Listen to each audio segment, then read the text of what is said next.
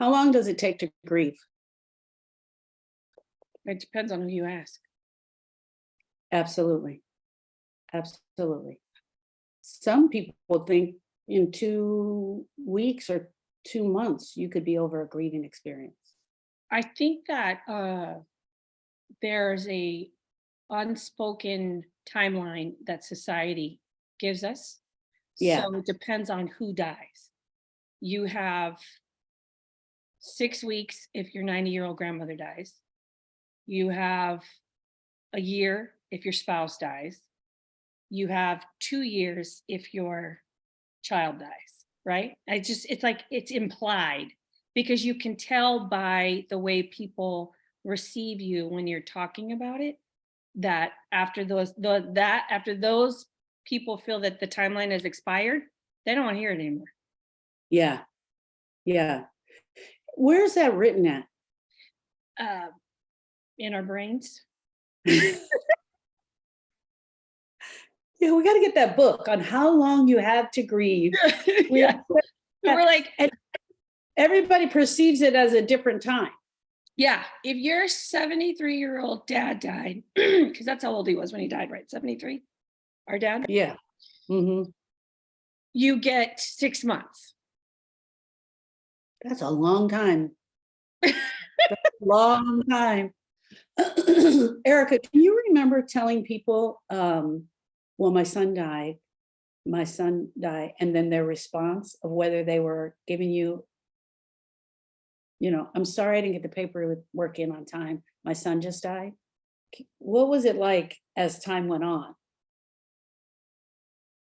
Well, I don't think I had the traditional experience because I did a lot of caretaking of the other people. So a lot of times I wouldn't say it. I would just say, oh, we had a death in the family, but I wouldn't say who, because I didn't want them breaking down, because that happened to me a lot. It still happens. So I would just kind of be like, oh, we had a death in the family. But there's times where people, you're like, 5 years ago, I'm still talking about my divorce. It's 5 years later and they don't want to hear it. They don't want to, like, okay, move on already. Get remarried already. Yeah. This reminds me of a funny story I'll tell you in a minute, but what we're alluding to is the fact that the minute you have your loss, the time starts ticking. People start counting the hours and the days and the moments. They put their own personal clock on how long you should grieve. Here's the other thing, oddly enough, Erica, we put our own personal clock in. Mm-hmm. We put a timeline for the grief to stop. Okay, by June, I'm going to be over this. And when June gets here and we're not over it, and it's worse than it was in December, we start judging that we've done the grief wrong.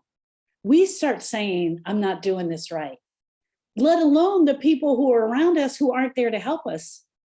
Yeah.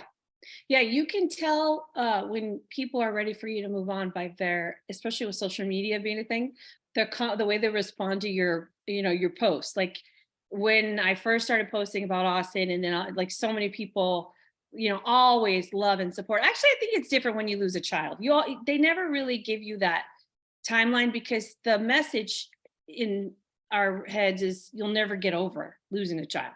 Right. So you get a pass. Yeah, I get a pass. But like if we're still talking about our dad, people will stop responding. They stop commenting or stop liking it. You know what I mean? I think that's how we kind of judge things now, by the social media response. That is so sad. That is so, so sad. And even you and I will sometimes be with a young person and they're like, she left me on red, or she didn't even like my post. And I'm like, who the hell has time to think about that? My life is going so fast, I don't have time to think about it. But here's the other thing. One of the things that I notice is if you do put a post about the boys, it's 300, 400 likes easily. Yeah. If we put a post about dad and there's 50 people that are like they don't want to hear it anymore. I see it in other people's posts too. Clients that we've worked with in the past, right when their losses happen, there's all these likes. But 2, 3, 4 years later, when they're reposting those memories that come up, they post those memories. and then the people will like it or less people like it.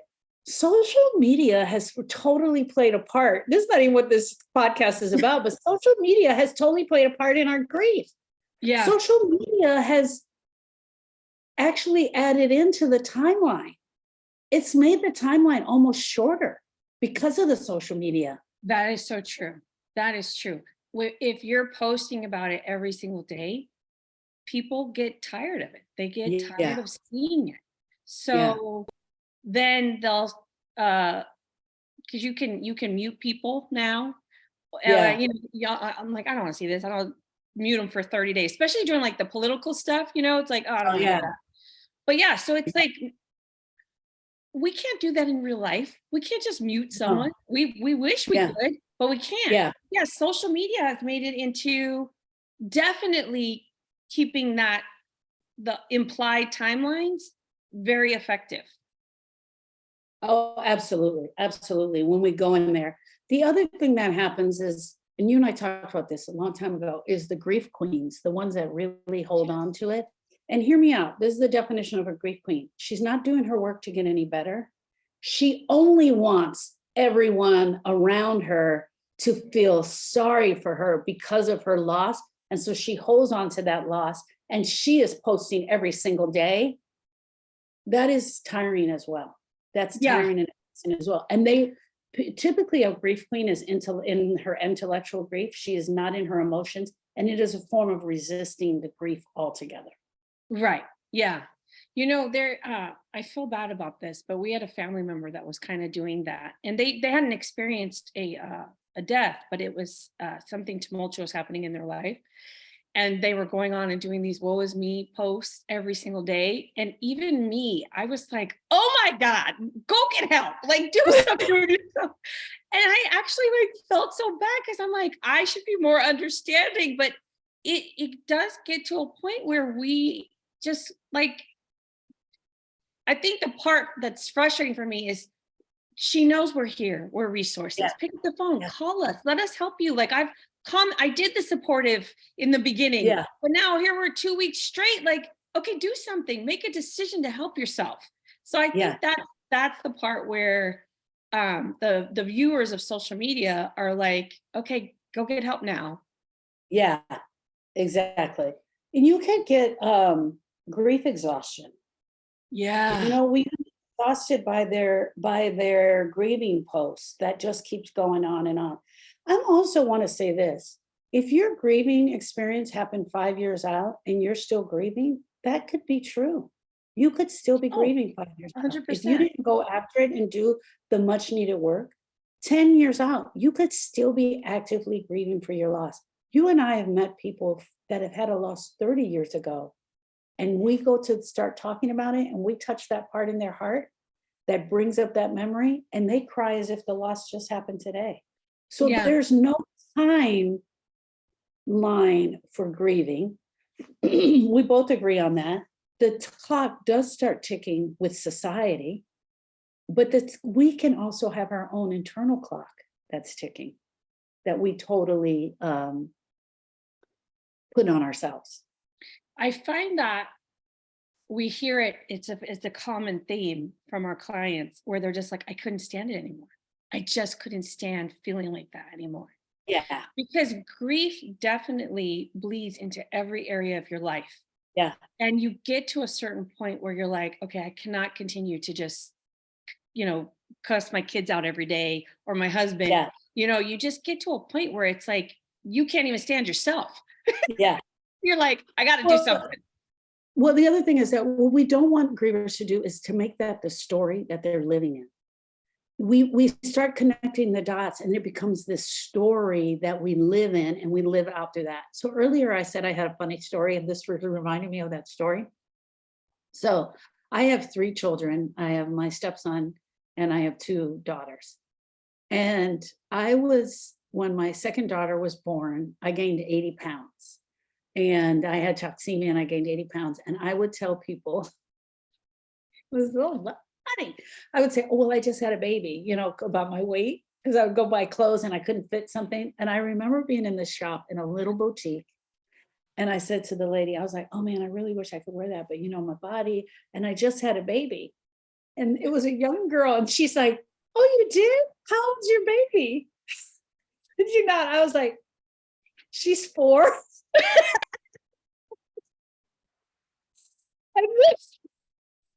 And when I said it out loud, I realized I was living that story of the just having the baby and making excuses for not having lost the weight. That is the perfect story. And the truth is, I didn't even realize I had been doing it, but until she asked me the question back, how old is your baby? Like before that, everybody I wanted that I said it, I'd be at the bank. I'm like, oh, I just had a baby. They were accepting that. Yeah. When she said that and I had to verbally say she was 4 years old, it was also like me getting slapped in the face, like, oh my gosh, I can't live in that story anymore. Right. I can't keep in that lie. And that's what happens to us in grief. We get into the story and we start making our life about the story. Well, Donovan died, and so I can't do. Donovan died, I can't do this. And we get stuck right there. Well, and you do start, well, my son just died, or I just got a divorce. And then you're like, oh, when you do when did you get it? Oh, 15 years ago. And then you're kind of like, oh, come on, sister, you need to do something. You got to start, because it doesn't just disappear. The pain does not just miraculously go away one day. The time heals is a lie. So you have to go after the pain. Otherwise, you will be stuck in your story and in that pain. And then realizing that 15 years have gone by and you're still grieving as though it just happened yesterday. Okay, I want to also bring this up now that we're talking about time ticking and our own personal clocks that go on. I'm going to say this because I don't believe it. I don't believe grief never goes away. And it really bothers me when I hear people say you grieve for the rest of your life or you'll never, because I think they're putting two different analogies together. Yeah. Pain of grief is the knife that went through your heart. When Austin died, it was like someone stabbed me clear through my heart with a knife. And that knife was in there. It was stuck in there. When I did the work, I removed that knife. There's a hole there where that knife went in. In that hole is me missing him, me longing for him, me wanting him. But even though I missed him, longed him, and wanting him, the pain of the grief was gone. Right. Yeah. And I think we get the two things mixed together and we keep calling it grief. And I don't think it's grief. And I agree. It makes me want people say that. I agree 100%. And I feel bad when people say that they're never going to get over that. We see it on news segments when they have the professionals on after like a shooting or something like that. Or we see it in our Facebook group. So you had just put that question up recently. And I was very curious about Lewis's thoughts on it because he and I have not had that conversation. And I asked him the other day if he thought grief ever ended. And he said no. And he said he still grieves the boys. And I asked him, I said, what do you mean you still grieve the boys? He said, well, on, their birthdays or holidays, I feel the grief. And I said, missing them and grieving them is different. Yeah. And I think he had to think about that. He was like pondering, like Austin would say. Yeah. But it's true. I will miss my boys till the day I die. I will 100% miss them. I miss them every single day, but I am not grieving them still. And I'm done with that part. Like, because we did take the knife out. I did the work to get the healing and I got it.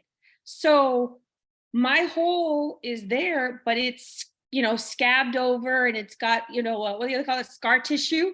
It's got the scar tissue on it. So it's still a reminder that I got stabbed in the heart, but it's not hemorrhaging the way it was when I first lost him. So Erica, it's almost like if I don't grieve for Donovan for the rest of my life, then I didn't truly love him. Or I didn't love him enough. Or I didn't love him that way. Like, because I love them, I have to grieve for them for the rest of my life. And that's not true. I will miss him for the rest of my life. I will long for him. And there are days that I still have tears that come from him, Yeah. but pain of the grief is gone. I feel, and this is just my personal feeling, sometimes that I'm judged because of my responses, because I'm like, no, I respond in our Facebook group and I'm like, no, grief definitely ends. And I feel that the other mothers are like, might be thinking that I didn't love my boys the way they love their children, or you know Yeah. what I mean? Like my love or my relationship with my boys was not as healthy Yeah. because I'm not sitting around crying every day. And I thought of this. We were working with a client this week and we were talking about Thanksgiving. And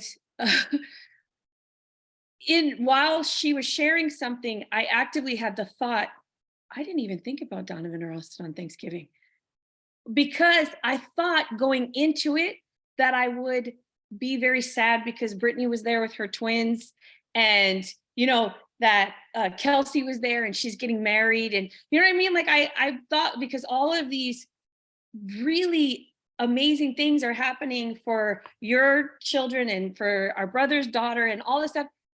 And I didn't even think about them. I don't know if Yeah. that makes me terrible, but I didn't think. No, I was so because when consumed with the family time. We were interacting, yeah, we were playing games, we were cooking the meal and and putting everything together. cooking, So much cooking, We were the so kitchen much lady. cooking. Okay, first of all, I got kitchen duty twice. I just want to bring that up. We'll grieve that later. But Oh, but yeah, so it's just when you find your healing, you don't have to grieve.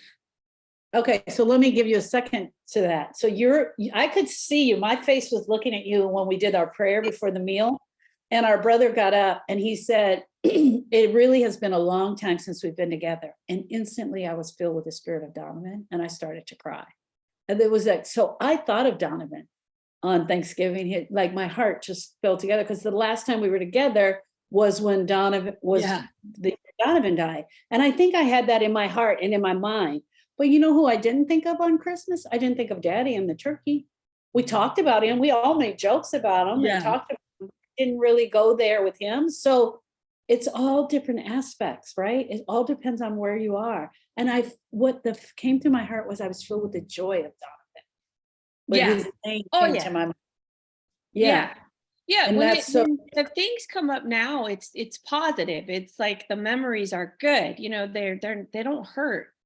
Um, but yeah, I feel like it's okay to get to that point where you really have done your work and you found healing, whatever that looks like for you, that you don't have to hold your head and be somber on a holiday because your person is not there. Sometimes it shows up, sometimes it doesn't.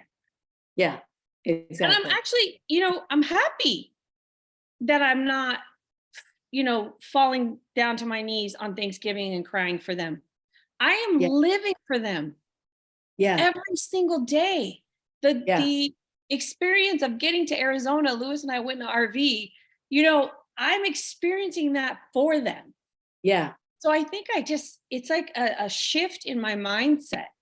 And it's very liberating and freeing. And I wish everyone who has a broken heart gets to that point and has that experience where they're like, I don't have to grieve for them every day. I can live for them. So here's the deal. The time does start ticking, but it's your clock. You have control of that clock. Don't let anybody tell you how long you should grieve or how much time it will take. Yeah. It's your timeline. It's your clock, and you do with it as you see fit. Yeah. We always come back to there's choices in grief. And I don't think people realize you have to make the choice to get healing. You have to choose grieving and living. Some people just get stuck in the grieving and they forget about the living part. Yeah. I choose life. Yeah. That was a saying from one of the cartoons the kids watched. But yeah, I choose life. I choose to live for them instead of grieving them every day. That's huge. That's huge. Friends, if you'd like more tips on how to grieve on a daily basis, come and join us in the Facebook group. Please click the link below and we will be glad to guide you in any areas that you're struggling. Have a great day, my friends. Bye, friends.